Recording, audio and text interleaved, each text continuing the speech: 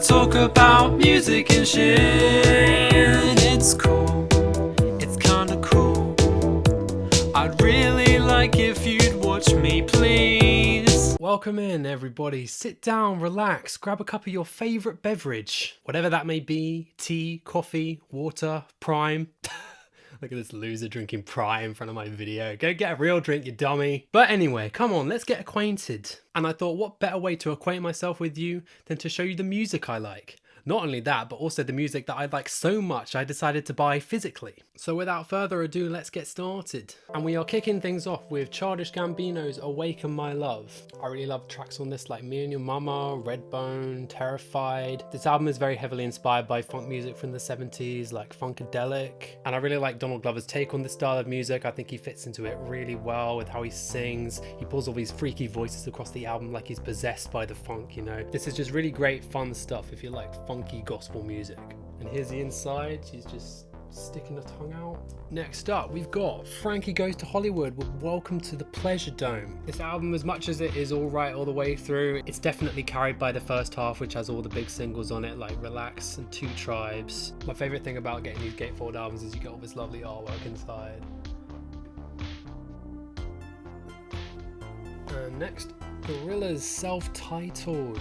This is an album I've listened to for a very long time, and I originally had it on CD, but I decided to get it on vinyl just because it's great to have all the cartoon artwork, you know, much bigger, blown up.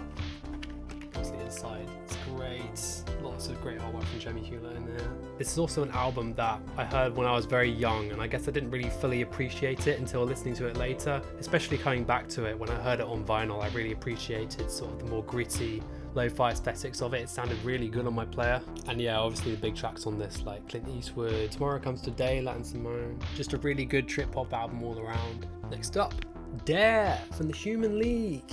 If you're like me and you love synth pop from the 80s, this is definitely an album you've probably heard of. If I show you the inside, it's got all the band members on each side of the vinyl sleeve.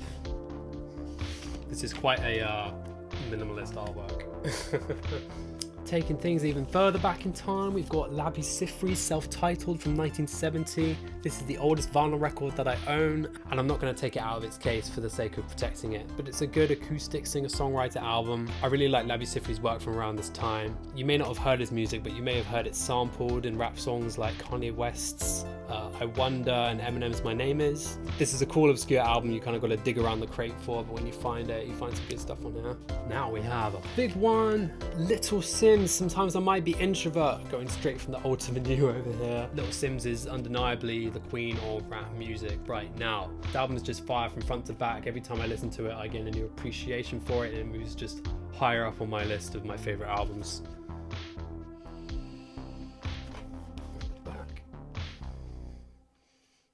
This is the only vinyl I currently have that comes in a different colour. This is the milky clear version. I think there's also a yellow version too. But if you're into UK rap or just rap in general, definitely I would recommend checking this album out if you haven't heard it. And straight back to an oldie, we have the purple one, Prince, 1999. I do like quite a few tracks on here, like Lady Cab Driver is one of the funkiest tracks ever. Side 2 as well. Oh shit. Side 2 of the album as well, Let's Pretend We're Married and DMSR is a very good run tracks there. Next up, I'm gonna hold two records up. One of these is Santana and the other is Selector, and these are both bands I was introduced to by my dad because he's really into rock music and ska music from the 70s and 80s. I guess you could say he sort of passed down the torch for me to get into this kind of style of music. But yeah, I really love this Santana album just because of the artwork. And if I fold it out, you can see it continues onto the other side. Inside, obviously, we have the band looking very 70s over here. And then we've got the Selector, it's a two-tone ska band.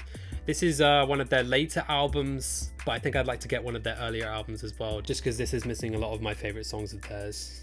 And next up we have another album from 1981. This is Simple Minds, Sons and Fashion.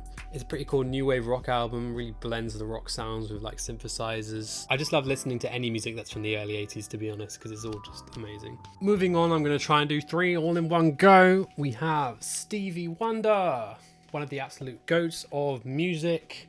First off, we have Innervisions. This is a remastered vinyl, but the other ones I have are both vintage We have In Square Circles, one of his later albums from 1985. I don't know if it shows on the camera, but this cover is slightly shiny. It's got a bit of like a sparkle to it. And here's him holding leaves.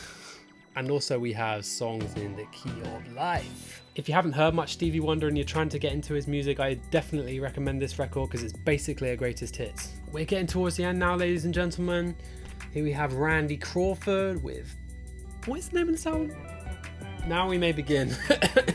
Randy's a very underrated vocalist in my opinion. She has a single from about a year before this came out called Street Life, which I think is her best song, and it's a lot of the same people who worked on that track who also worked on this album.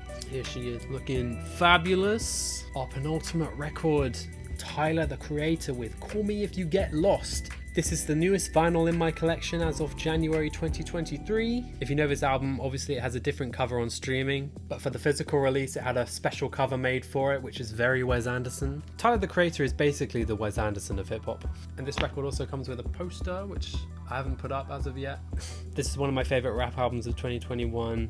I think Tyler right now is in his prime. I'm very excited for his next album when it comes out this year. And finally we have Yes! That's the name of the band. It's Yes. Obviously, if you're into rock music, you gotta know the track Roundabout. That is the first track on this album and probably the best track on it too. But there are some other good songs on here like Long Distance Runaround and the final track. This record has some really lovely artwork on it.